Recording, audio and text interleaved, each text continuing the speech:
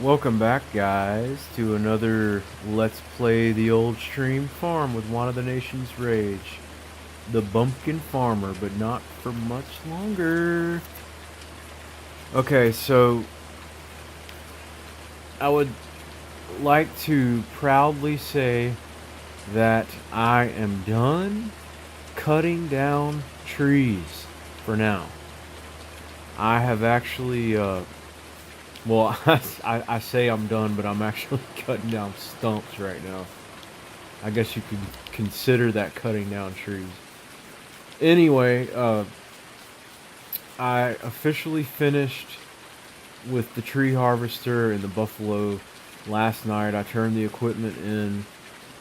I'll show you guys the numbers. Well, you might be able to see my money up there in the top right hand corner.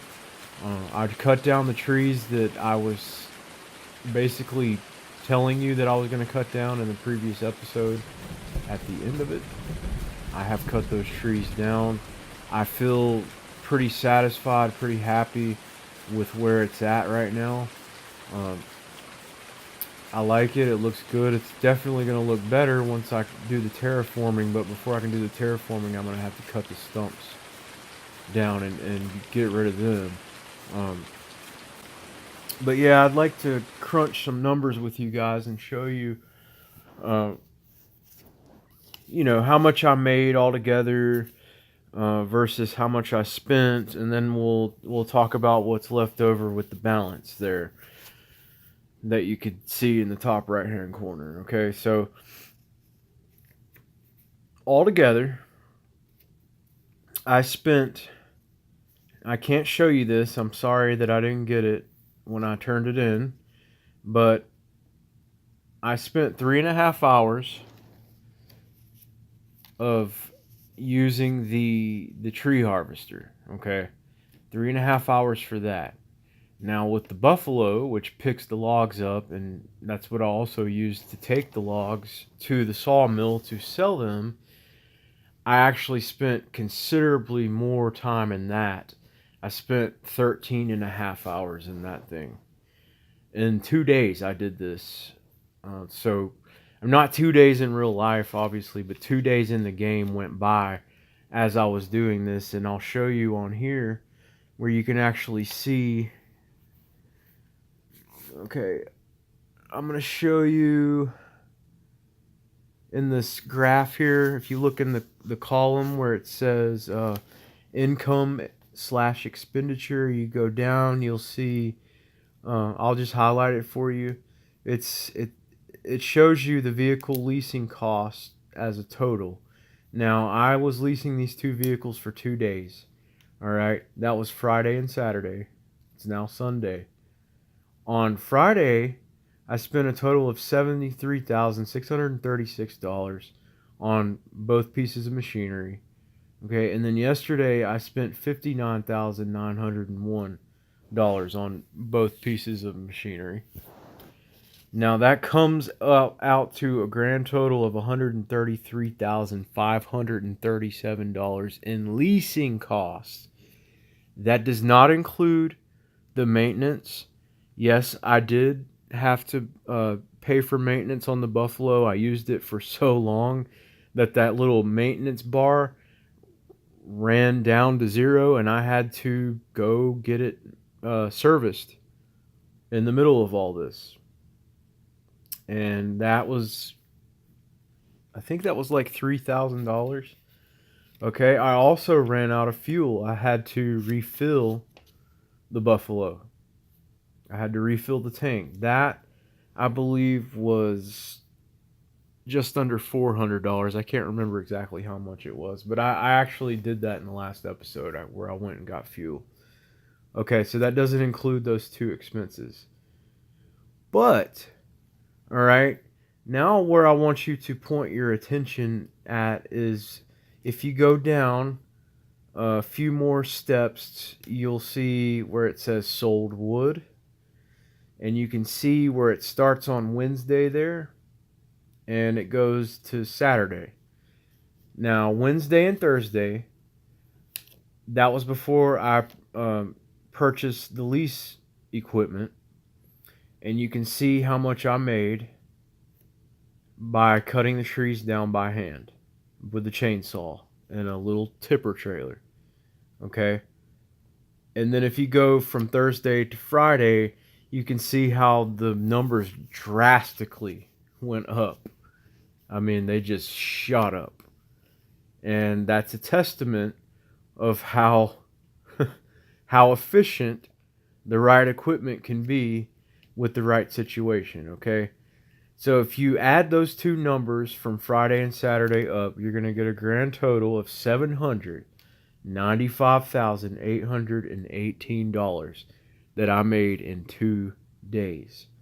When you consider that, the $133,537 doesn't seem like such a big deal anymore. Okay? So that means that after paying the expenses, I had a remaining balance of $662,281 of profit. That's what I made off of all the trees that I cut down, which is very, very good. I'm very happy with it. Like I said before, it's satisfying. I feel like I've accomplished something, especially since when we started the series, we were virtually, I mean, we had nothing. We had $500,000, but that went so fast. We bought a tiny piece of property. We bought, I mean, just the bare minimum of what we could afford as far as equipment goes. But now we have more money than we had when we started the game. And 99% of that money I earned in 2 days just from cutting down trees. So, I mean, I don't know how you guys feel about that. I know some people might look at that and say, hey, you cheated because, you know, this series is all about trying to survive in a hard difficulty, but you've got the economic settings on easy. Look, you guys, it's not over yet. We're on a mountain right now. There's gonna be lots of valleys that we're still gonna hit. Okay, and like I said, I turned the equipment in. I'm done. I'm done cutting the trees down. I cut down all the trees that I felt were necessary to cut down on this property. I left some. Like if you look up on that hill, I didn't cut those trees down. I had an option to cut some of those down. I showed you where my property line was before, and I could actually get up there and cut those trees down, but I chose not to. I wanted to keep those because there's really no point in cutting them down. That's the way I see it.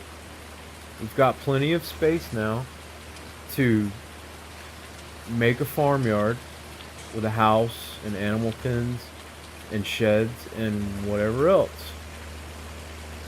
we so desire to put in it. And that's what I was going for. I think that my strategy paid off. I think we're in a good spot now to where we can actually invest in some decent stuff that's going to help us expand. It's going to help us grow. We're going to diversify with what we're actually doing in the series. We're going to broaden our horizon on what we're able to do. So I think this is a good thing, and I don't consider it cheating, because believe me, if you had spent the amount of time that I spent and did the work, put the work in that I put in to do this, I don't think you would consider it cheating either. Trust me, it was work. Some blood, sweat, and tears went into cutting all these trees down. I say tears because, yeah, you can only look at a screen for so long before your eyes get all red and watery, and yeah, there you go. Anyway, I'm going to continue to cut down these stumps, the ones that I can access. Right now, that's what I'm going to do in the rain, in the dark, and I'll get back with you guys as soon as I'm done with this, see you in a bit.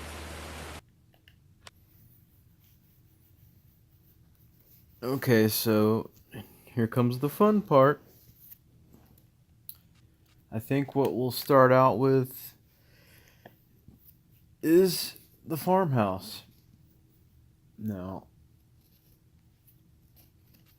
if you're thinking I'm gonna go with this, you would be wrong. I'm not spending that much money.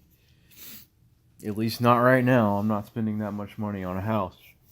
I think that either two of these will suffice just fine. I know that that one right there is a little well, it's something all its own. That's all I'll say about it. This one, I mean, they're both trailers, but at least this one is a little bit nicer. So I'm thinking maybe go with this one. And I guess what we can do, well, we'll try to find the front of it to begin with. I think that's the front right there. Yeah, that's gotta be the front, so gotta figure out where we want to put this thing. So we'll do that. We'll go check it out. We have a house! Whoop whoop. The roof's leaking.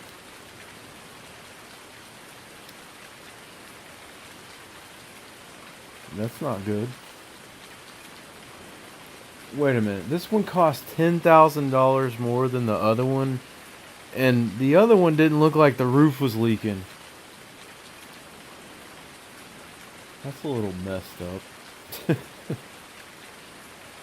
And look at this antenna.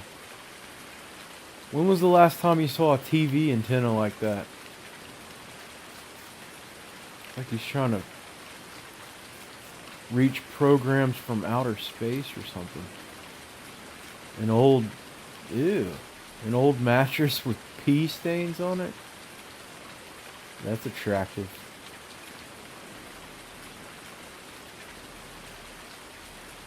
Drill.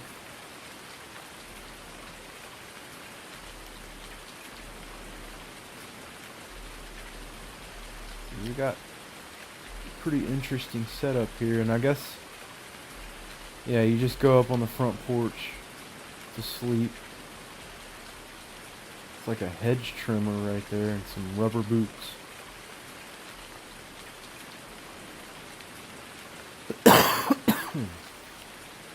Alright, well, I think since we put the house in, I think the next thing we should probably do is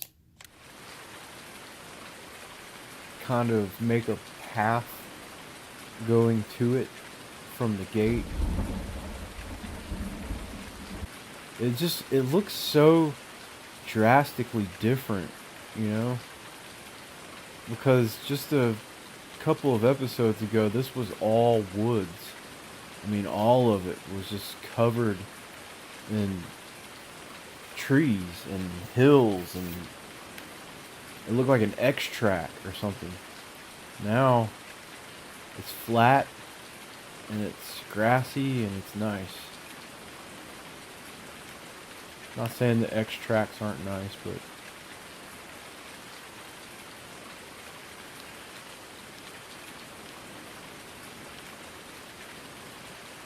I'm gonna try to make this look pretty good. Keyword being try. I think it looks pretty good like that. Okay. What else? One thing I was planning on doing was getting a horse paddock. I wanted to get horses. So we'll see how much that's gonna cost, and I I think I have the mod where you don't have to pay so much. The modded one only holds like 2 horses, but it kind of goes with the trailer. So, oh, it's kind of big, actually. Maybe I can put it over here.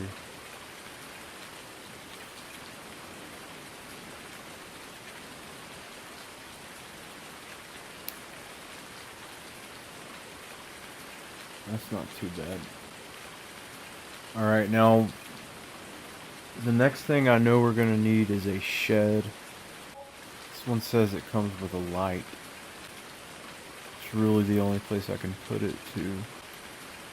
Well, there it is. Eventually I'm going to want to get a silo or something to put grain in, but right now I'm not going to be making that much grain very fast. I'm not going to be having to store it much right now anyway, so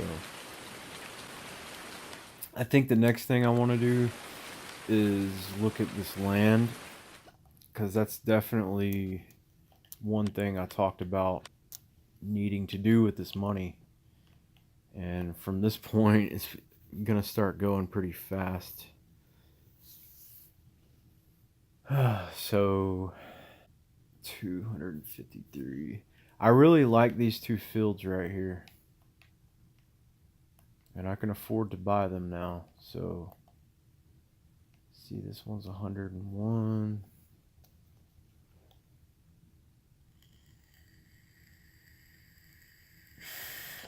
If I got some grass fields, then I could definitely try to make some silage, but I would have to buy all the necessary equipment. I'd have to have a mower, a windrow, and a wrapper, a bale wrapper.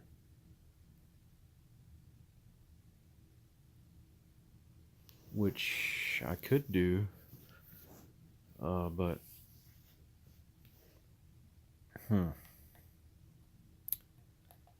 then there's that field right there with the trees right there that, that I was looking at that field on the first episode. There's that one. I might have to go look at some of these. That one's kind of cheap for 2 fields. If I did that, I could afford 3 of them. And it would still be cheaper than buying this one on its own, or this one.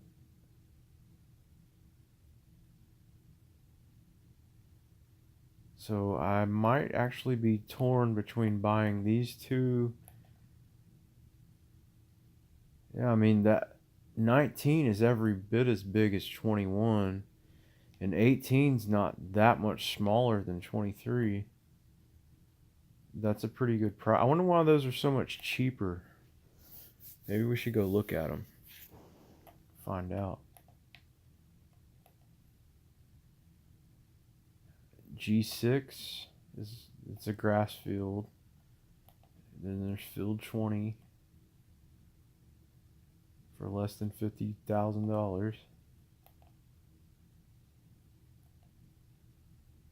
And this is tough. Some pretty good choices now that I actually have some money. There's more forestry that are more woods that go along with field 17 right there too.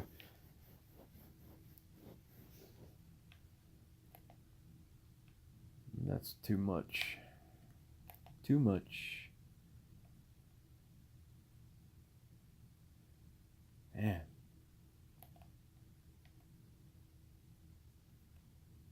There's an actual if you buy that, I'm pretty sure that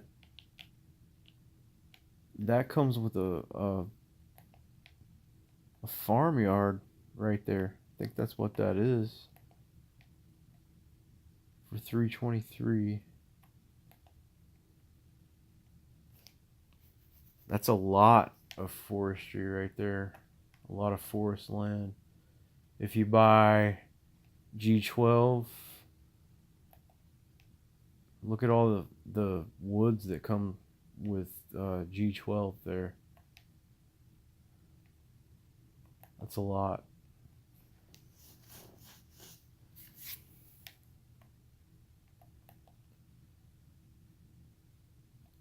There's 5 fields right there for, man.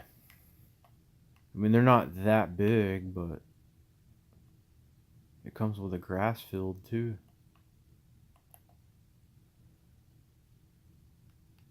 This is kind of tough. Alright, I think I'm going to go look at these two, those two, these two. And I'm going to look at all these fields in this general area. I'm probably going to pick one of these. I mean, I like that right there. That seems like a really good deal. But I don't want to, I don't want to have a property that's that far away from where I'm already at. So, this is so cool. I'm so not used to having this stuff. It's amazing. I have my own shed now. I can keep dirty vehicles in it. I have a driveway.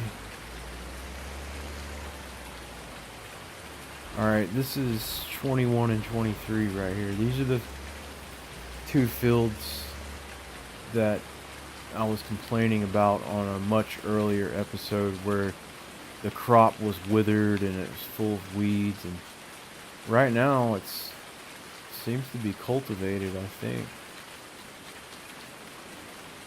This is a really nice field. The size is great. But what I am going to have to be concerned about now is, if I get a field this big, my equipment is only so big, and I got to be concerned about the time frame of how long it's actually going to take to prepare fields that are of this magnitude with the equipment that I have. It could take considerably longer, but on the other hand, that gives me a good chance or a good opportunity to start doing contracts. I could hire a worker in these 2 fields to get them ready and everything, and while they're working in these fields, I could be doing contracts, and then I can just kind of bounce back and forth. Okay, so I like this land. I really, really, really want this land right here.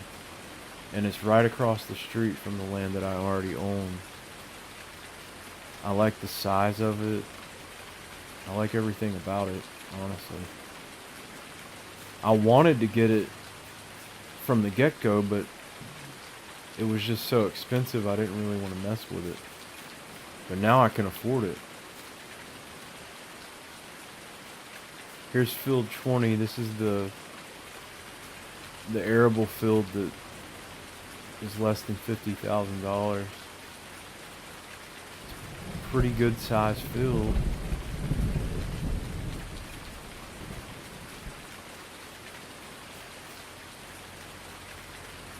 It's not bad at all. It's next to the slaughterhouse.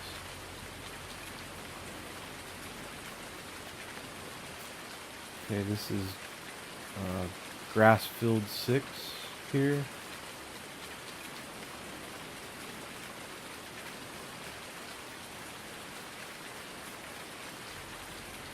I think this one was like 100 or not. I think it was like 96,000.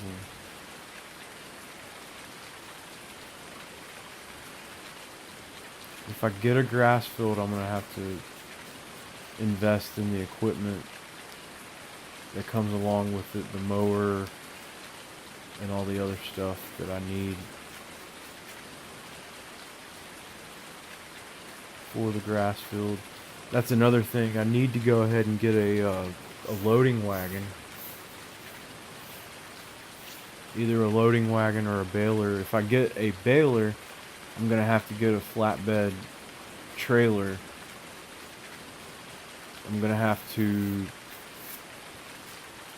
put a front loader on my tractor, which I've already got it set up to take a front loader, so that's fine.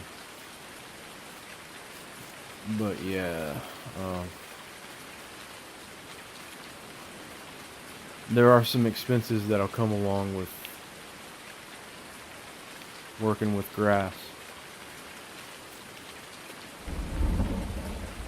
The baler and the wrapper, if I were to make silage, are going to be very, very expensive. So I got to keep that in mind if I go with grass. Alright, now let's go look at fields 18 and 19.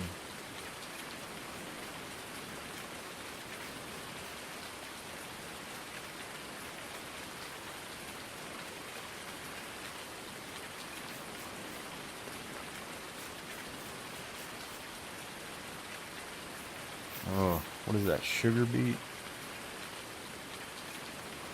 If I bought these fields, that's definitely going to be an expense. Now, the money from this crop would probably be pretty good, but I would have to lease a sugar beet harvester, which is going to cost a lot of money.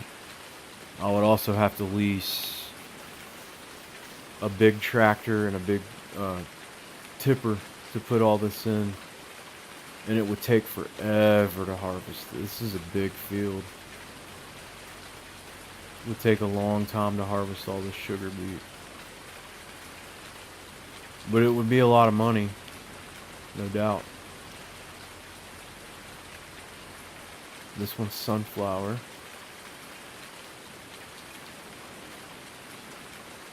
So these are, I mean, these are decent fields too. Definitely nothing wrong with them. Alright guys, I've been crunching some numbers and looking at some options. Right now, I'm not going to do too much. I'm going to think about some stuff, really consider some stuff, and I will come to a decision in the next video. Right now I gotta get my stuff off of the store's property. I've had it over there for long enough. I know they're ready for me to move it. The owner of the store, he knows what's up. He's the one that told me that I should lease the forestry equipment, and I took his advice, and he knows that it paid off. He knows that I just made a lot of money. And not only that, but he also knows that I just bought a shed. So, because I bought it from him. So he's waiting on me to get my stuff out of here. And it all worked out really good. They did me a big favor. He definitely gave me good advice. But he saw my initiative. I think he pretty much knew when I asked if I could keep my stuff over here. He knew that it was just going to be temporary. He knew that I had initiative. He knew that I was trying to get things accomplished. And well, he also knew that I needed help. I needed advice. So his advice definitely paid off, and I thanked him for it. And that was that. But yeah, I've got some ideas stewing up in my head about what I want to do.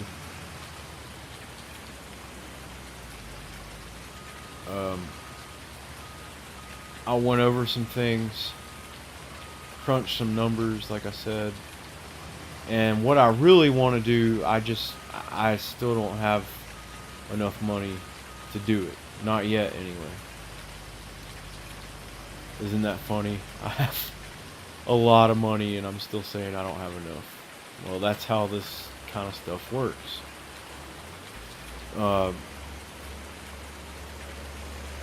So I am gonna make some compromises and sacrifice some things that I really want to have and settle for other things that will still work instead. And there are some things that I'm going to get that I want to get, but I'm not going to get everything that I wanted to get. I'm not going to be able to do everything that I wanted to do, at least not right now, which is fine. Still have a long way to go. I just took a huge step forward. I mean, think about what we've accomplished here. Think about where I was a few days ago when I first started the series, which was actually just a few days ago in the game.